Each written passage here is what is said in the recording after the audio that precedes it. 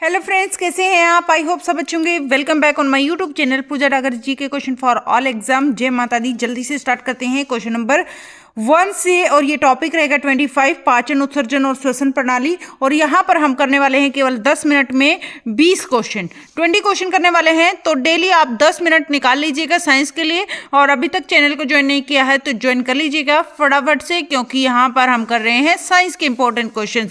हर एक competitive exam के लिए इंपॉर्टेंट है साइंस। तो क्वेश्चन नंबर 1 से स्टार्ट करते हैं। स्टार्च है एक। स्टार्च क्या है? एक स्टार्च है एक पॉलीसेकेराइड। क्या है? पॉलीसेकेराइड। ना तो डाइसेकेराइड है ना मोनोसेकेराइड है, यहाँ पर है पॉलीसेकेराइड। क्या है? स्टार्च एक पॉलीसेकेराइड है। आगे चलते हैं क्वेश्चन नंबर 2 पर। विटामिन के आवश्यक है। विटामिन के आवश्यक क्यों है? प्रोथ्रोम्बिन के निर्माण में विटामिन के की आवश्यकता होती है। प्रोथ्रोम्बिन के निर्माण में। किसके निर्माण में? प्रोथ्रोम्बिन के निर्माण में विटामिन के की आवश्यकता होती है। और जो विटामिन के होता है फ्रेंड्स, ये रक्त का थक्का जमाने के लिए बहुत ही ज़्यादा इंपॉर्टेंट है। अगर विटामिन के की कमी होगी तो रक्त का बहाव नहीं रुकेगा और इससे मौत भी हो सकती है। तो विटामिन के की आवश्यकता बहुत ही ज़्यादा जरूरी है। तो विटामिन के आवश्यक है प्रोथ्रोम्बिन के निर्माण में। निम्नलिखित में से किसमें प्रति ग्राम सबसे अधिक मात्रा में कैलोरी पाई जाती है? सबसे अधिक मात्रा में कैलोरी किसमें पाई जाती है? वसा में पाई जाती है। किसमें पाई जाती है? वसा में। सबसे अधिक मात्रा में क्या पाई जाती है? कैलोरी। प्रति ग्राम सबसे अधिक मात्रा में कैलोरी पाई जाती है वसा में। निम्नलिखित में से किसके चयापचयी प्रक्रम के द्वारा अधिकतम ऊर्जा निकलती है? तो वसा के। ठीक है, वसा के चयापचयी प्रक्रम से अधिकतम ऊर्जा निकलती है। आगे चलते हैं क्वेश्चन नंबर 5 पर। प्लीज वीडियो में अंत तक जुड़े रहें। यहाँ पर हम कर रहे हैं 20 क्वेश्चन साइंस के, और जल्दी से चैनल को ज्वाइन कर लीजिएगा।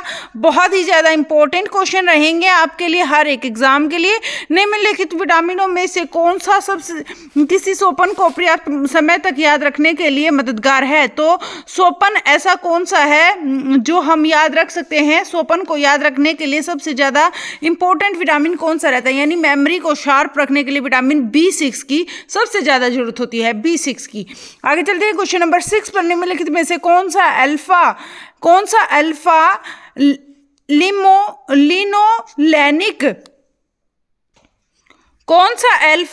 लिनोलेनिक अम्ल 18 कार्बन युक्त ओमेगा 3 फैटो अम्ल का सर्वोत्तम स्रोत है?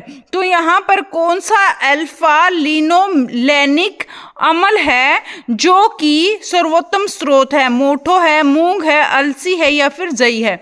तो यहाँ पर आंसर रहेगा जो ये अलसी है, अलसी होता है जो कि अल्फा लिनोलेनिक अम्ल 18 कार्बन युक्त ओमेगा 3 फैटो अम्ल का सर्वोत्तम स्रोत है। Question number 7। निम्न में से कौन सा आहार मानव शरीर में नए ऊतकों की वृद्धि के लिए पोषक तत्व प्रदान करता है? तो यहाँ पर नए ऊतकों की वृद्धि के लिए पोषक तत्व कौन सा प्रदान करता है? सब्जियां करती हैं, फल करती हैं, या पनीर करती है, मिठाई करती है? तो कौन सा आहार है जो मानव शरीर में नए ऊतकों की वृद्धि के लिए पोषक तत्वों की पोषक तत्व प्रदान करता है? सब्जियां, फल, पनीर या मिठाई? तो यहाँ पर आंसर रहेगा पनीर। सबसे ज्यादा है पनीर। आगे चलते हैं क्वेश्चन नंबर 8 पर। निम्नलिखित में से कौन लोहे का सबसे अच्छा स्रोत है? लोहे का सबसे अच्छा स्रोत होता है मटर, गाजर, चावल, पालक। पालक जो होती है ये हीमोग्लोबिन को बढ़ाती है। हरी सब्जियां जो कि हीमोग्लोबिन को बढ़ाती, तो लोहे का सबसे अच्छा स्रोत है पालक। Question number 9। निम्नलिखित में से किस विटामिन की कमी से खून का थक्का धीरे बनने की बीमारी होती है? Vitamin D, vitamin C, vitamin E, vitamin K? जैसे कि मैं बता चुकी हूँ, विटामिन के इसका आंसर रहेगा। ठीक है फ्रेंड्स, आगे चलते हैं क्वेश्चन नंबर 10 पर। बाल किस प्रोटीन का बना होता है? उसे क्या कहते हैं? वसा का, म्यूसिन का, या फिर केराटिन का, या फिर केसीन का? तो यहाँ पर आंसर रहेगा जो बाल होता है, बाल किस प्रोटीन का बना होता है, या केराटिन आएगा आंसर। आगे चलते हैं। सभी एंजाइम बने होते हैं कार्बोहाइड्रेट, वसा, खनिज और प्रोटीन के। तो सभी जो एंजाइम बने होते हैं, क्वेश्चन नंबर 11 का आंसर रहेगा प्रोटीन। यहाँ पर क्या रहेगा? क्वेश्चन नंबर 11 का आंसर रहेगा प्रोटीन। सभी जो एंजाइम होते हैं वे बने होते हैं प्रोटीन के, और एंजाइम अगर यहाँ पर ये क्वेश्चन आ जाए कि एंजाइम होते हैं तो वो भी होते हैं प्रोटीन के।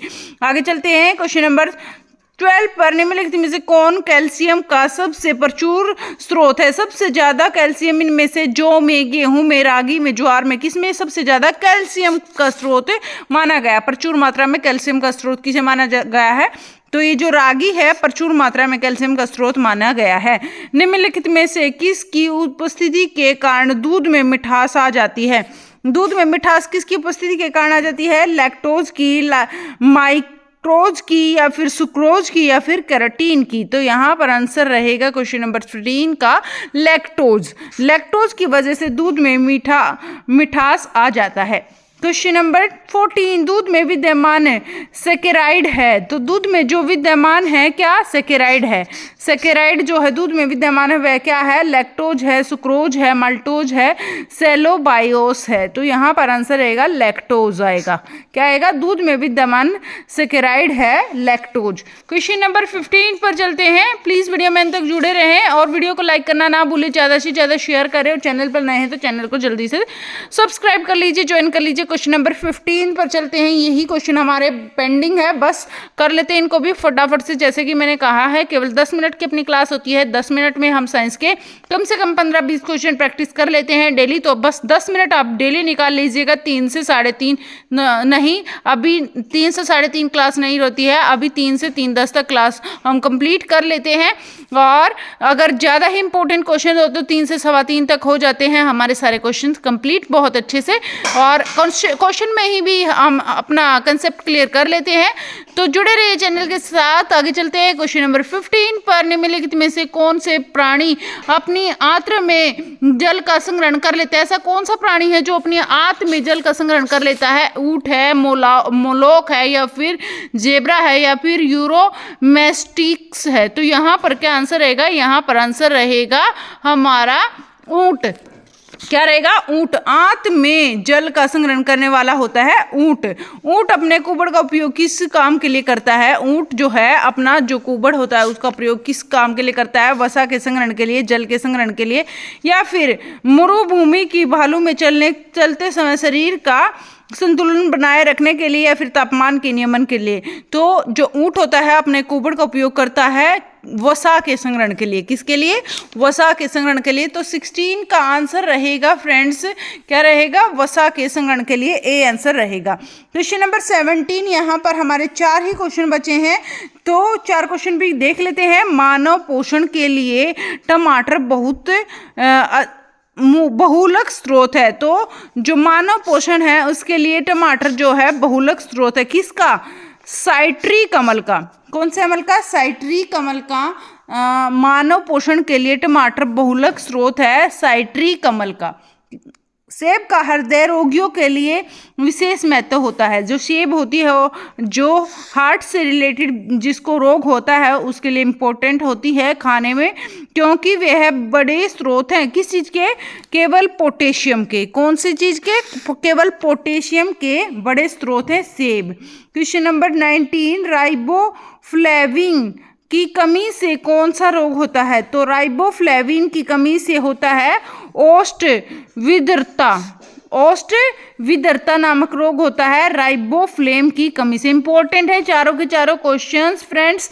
क्वेश्चन नंबर 20, अलसी किसका प्रचुर स्रोत है? अलसी स्रोत है ओमेगा 3 वसीय अम्ल का। अलसी जो है वह किसका प्रचुर स्रोत है? ओमेगा 3 वसीय अम्ल का। जैसे कि मैंने आपको बताया केवल 10 मिनट की अपनी क्लास रहती, तो ये हमारे 20 क्वेश्चन हो गए हैं फ्रेंड्स। और जैसे कि हमने कल किए थे रासायनिक नाम बहुत ही ज़्यादा इम्पोर्टेंट है, और यहाँ पर मैंने एक बोला था कि ये बी वाले हम कल करेंगे, तो इनके भी रासायनिक नाम बहुत ही ज़्यादा इम्पोर्टेंट है हर एक एग्जाम के लिए। तो ये बिल्कुल अच्छे से आप याद रख लीजिए। और यहाँ पर जो रासायनिक नाम मैंने बताए थे, यहाँ पर एक ट्रिक थी, रथ एक टॉफी, इससे हमने सारे रासायनिक नाम याद कर लिए थे।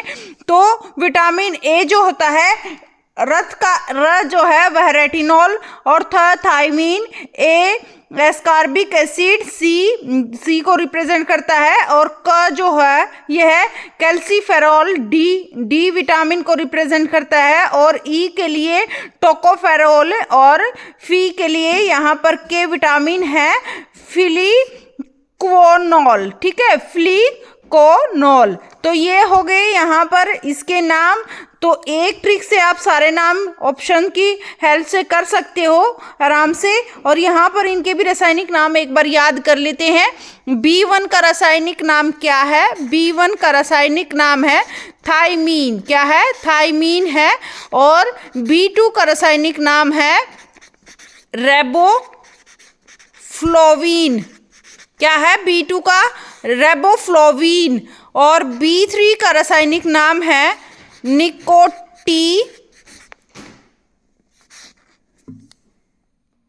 निकोटीनेमाइड या इसको बोल सकते हैं नियासिन। ठीक है, B3 का है निकोटीनेमाइड या नियासिन। और B5 का नाम है पेंटो। इसकी भी ट्रिक बताऊंगी मैं, आप टेंशन ना लो। पेंटोथेनिक अम्ल। क्या है? पेंटोथेनिक अम्ल इसका है। और B5 के बाद चलते हैं B6 पर। B6 का रासायनिक नाम है पायरिडोक्सिन। क्या है? पायरिडोक्सिन। और B7 और B12 दो रहते हैं, इनका भी देख लेते हैं।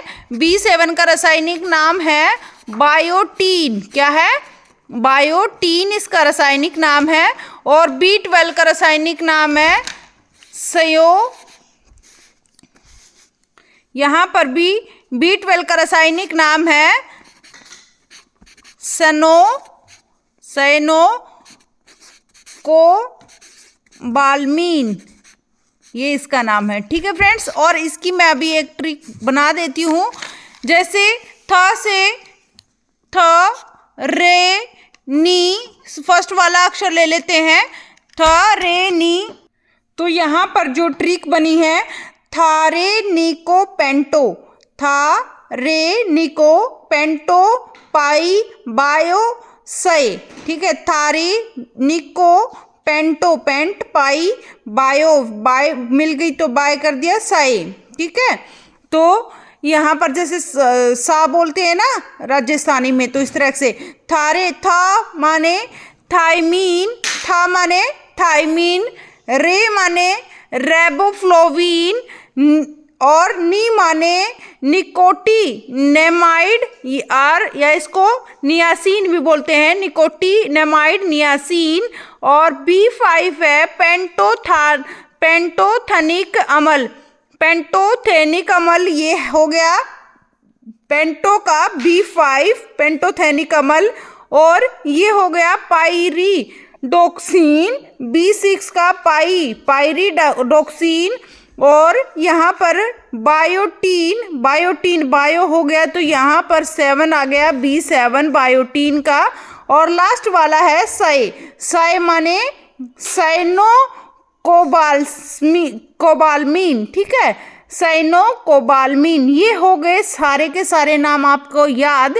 था माने थाइमीन, B1, और रे माने राइबोफ्लोविन, और नी माने नियासिन B3 को रिप्रेजेंट करता है। और को माने को का क्या बनेगा यहाँ पर निको, यहाँ पर पूरे का B3 बनेगा। पेंटो का पेंटोथेनिक और पाई माने पायरिडोक्सिन और बाय माने बायोटीन और सय माने साइनोकोबाल्मीन। ये हो गया ट्रिक से थारेनिको पेंटो पाई बायो सय। इस ट्रिक से आप सारे के सारे नाम याद रख सकते हो। ये बिल्कुल भी टफ नहीं है अगर इस ट्रिक से आप याद करते हो। और यहाँ पर हमने ट्रिक की थी ABCDE के रासायनिक नामों की। ये रासायनिक नाम B के हैं और ये बहुत ज़्यादा पूछे जाते हैं B वाले, ये इजीली याद हो जाते हैं। फिर भी इनकी ट्रिक मैंने बता दी है। Thank you so much, bye bye, take care. फिर मिलते हैं नेक्स्ट वीडियो में नेक्स्ट टॉपिक के साथ। तब तक के लिए आप हंसते रहें, मुस्कुराते रहें, ख्याल रखें अपना। Bye bye, thank you.